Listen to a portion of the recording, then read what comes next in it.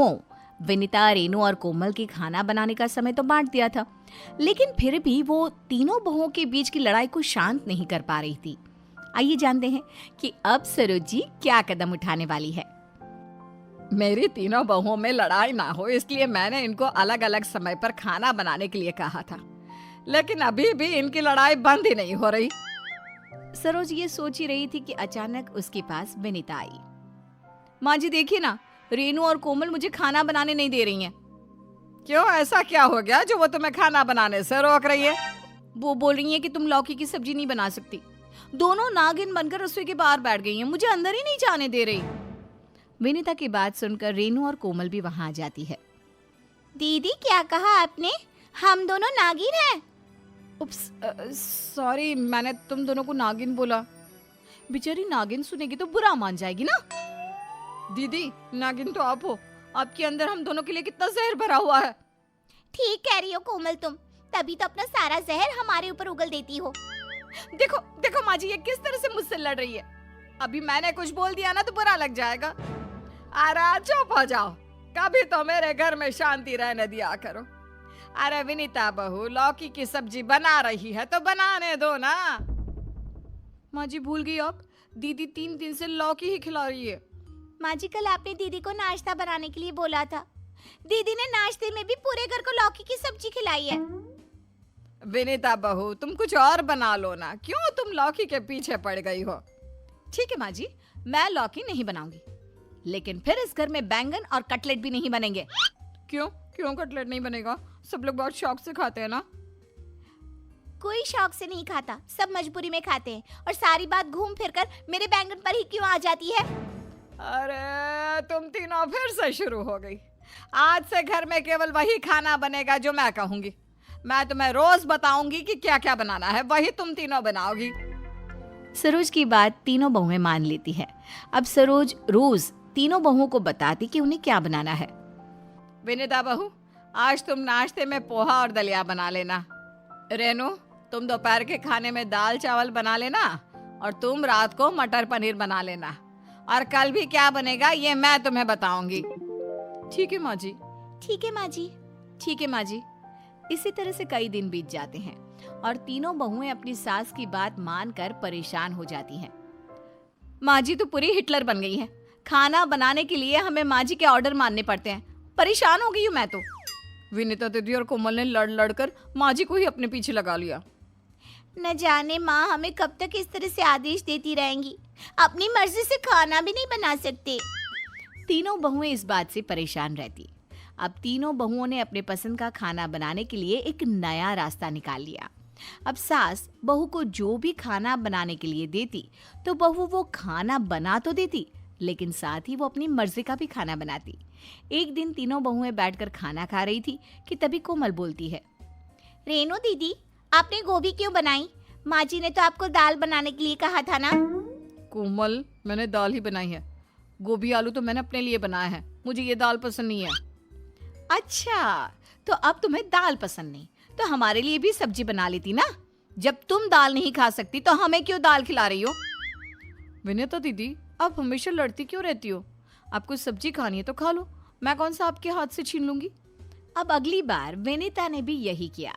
तभी रेनू ने उसे ताना मारते हुए कहा, दीदी कल मैंने गोभी आलू बनाया था तो आपने मुझे कितनी बातें सुनाई थी। अब माँ जी ने आपको शिमला मिर्च बनाने के लिए बोला था तो आपने घी के कोफ्ते बना लिए। अरे तो तुम्हें क्यों परेशानी हो रही है जो इतना बोल रही हो? मैं कहाँ बोल रही हूँ दीदी, सबसे ज्यादा तो आप ही बोलती हो। रेनू, विनीता, चुपचाप खाना खाओ। इस तरह से एक दूसरे से बहस करोगी तो कल से दोनों का किचन में जाना ही बंद करवा दूंगी। सास की बात सुनकर दोनों बहुएं चुपचाप खाना बनाने में लग जाती है। अब दोनों बहुओं की हरकतें देखकर कोमल भी कहाँ पीछे रहने वाली थी। अरे कोमल, माँ ने तो तुमसे पालक बनाने के लिए बोला था ना, तुमने भिंडी बना ली। विनीता दीदी, कोमल ने पालक की सब्जी भी बनाई है। हाँ दीदी, मैंने 2-2 सब्जी बनाई है। जब आप दोनों अपनी पसंद की सब्जियां बना सकती हो तो मैं क्यों नहीं बना सकती? अरे कोमल, तुम 2 क्या 4 सब्जी बनाओ ना, हम कुछ कह रहे हैं क्या? मुझे कुछ कहने की जरूरत भी नहीं है, मैं किसी की नहीं सुनने वाली। कोमल, हम बस इतना कहना चाहते हैं कि तुम खाना कम बनाया करो। तुम इतना ज्यादा खाना बना लेती हो कि फेंकना पड़ता है। आप दोनों मुझे मत समझाओ मुझे क्या करना चाहिए क्या नहीं, बस अपने काम पर ध्यान दो। अरे एक तो तुमने दो दो सब्जी बना ली और ऊपर से तुम हमसे लड़ रही हो। मैं लड़ रही हूँ या आप दोनों लड़ रही हो मुझसे? मैंने 2 सब्जी बना ली है तो आप दोनों फांसी लगा दोगे क्या मुझे? वैसे तो आप दोनों में 1 मिनट के लिए नहीं बनती, लेकिन जहाँ मेरी बात आती है वहाँ दोनों एक हो जाती हो। तीनों बहुओं की लड़ाई की आवाज सुनकर सरोज बाहर आती है और तीनों को चुप कराती है। एक दिन सरोज तीनों बहुओं को बुलाकर कहती है, तुम तीनों घर में जो 56 तरह के पकवान बनाती हो ना, इसे बनाना अब बंद करना होगा। क्यों माँ, क्या हुआ? तुम्हें पता है इस महीने का बजट बिगड़ गया है। आज से मैं जो खाना बोलूंगी वही खाना बनेगा इस घर में, एक भी चीज एक्स्ट्रा नहीं बनेगी। माँ जी ये सब ना इन दोनों की वजह से हुआ है। ये दोनों एक ही टाइम में इतना सारा खाना बना लेती है कि पूछो मत। ओहो, तुम तो बड़ी दूध की धुली हुई हो ना। तुम तीनों को कुछ भी समझाओ तब भी तुम आपस में भिड़ ही जाती हो। अब ध्यान से मेरी बात सुनो, मैं 3 दिन के लिए अपनी बहन के घर जा रही हूँ, उसकी तबीयत खराब है। हाँ ठीक है माँ जी, आप आराम से जाइए, मैं घर और रसोई दोनों संभाल लूंगी। जी नहीं, तुम तीनों को अपने आप को संभालना है और वही मेरे लिए काफी है। मैं 3 दिनों की लिस्ट बना देती हूँ, उसमें कौन सी बहू कब किचन में जाएगी यह भी लिख देती हूँ। सरोज ऐसा ही करती है। वो एक लिस्ट बनाकर किचन की दीवार पर टांग देती है और अपनी बहन के घर चली जाती है। अच्छा हुआ माँ जी घर से चली गई। हाँ, अब रसोई पर मेरा राज रहेगा। मैं अपनी मर्जी का खाना बनाकर खाऊंगी और इन दोनों चुड़ैलों को भी देख लूंगी मैं। माँ जी तो चली गई, कुछ दिनों के लिए हमें भी शांति मिल जाएगी और माँ जी को भी शांति मिल जाएगी।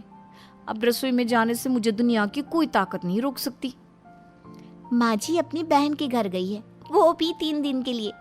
किसी तरह से ये दोनों भी चली जाए तो शांति मिल जाएगी। अब तीनों बहुओं के मन में जो आता वही बनाती और खाती, साथ साथ आपस में भी खूब लड़ती। सरोज जब घर वापस आई तो उसने बहुओं से कुछ खाने के लिए मांगा। तीनों बहुओं ने सरोज के सामने तरह तरह के पकवान रख दिए। अरे अरे बहू, ये सब क्या है? तुम तीनों ने क्या किया है? इतना सारा खाना क्यों बनाया? माँ जी मैंने तो 2 ही सब्जी बनाई थी, बाकी जो किया है इन दोनों ने किया है। माँ जी मैंने भी 2 ही खाने की चीजें बनाई थी, बाकी की चीजें तो इन दोनों ने बनाई है। माँ जी मैंने भी कुछ ज्यादा नहीं बनाया, कम से कम बनाने की कोशिश की है। ये सारा रायता तो इन दोनों ने फैलाया है। अच्छे खासे घर को होटल बनाकर रख दिया। हमने होटल बनाया है, तुमने अपने आप को देखा है कभी? माँ जी आपके पीछे ना ये सारा दिन किचन में खड़ी रहती थी, मैं तो बस सुबह शाम ही जाती थी। अब विनीता की तीनों बहुएं फिर से लड़ने लगी। सरोज ने उन्हें डांटते हुए चुप कराया। जब मैं तुम तीनों को बोल कर गई थी कि अपने अपने समय पर किचन में जाना, तो तुमने मेरी बात को क्यों नहीं माना? जो लिस्ट में लिखा है वही बनाना था, कहाँ गई वो लिस्ट? माँ वो लिस्ट तो विनीता दीदी ने फाड़ दी। नहीं नहीं माँ, रेणु ने फाड़ी है। माँ इन दोनों ने बुलाया था मुझे ऐसा करने के लिए। सरोज की तीनों बहुओं में फिर से झगड़ा शुरू हो गया। मैं तो इनको समझा समझा के हार गई। इन तीनों बहुओं की रसोई की लड़ाई शांत करने की कोशिश करते करते समझ में नहीं आ रहा अब क्या करूं मैं। अगर आपके पास इसका कोई समाधान हो तो कृपया मुझे बताइए, क्या करूं मैं?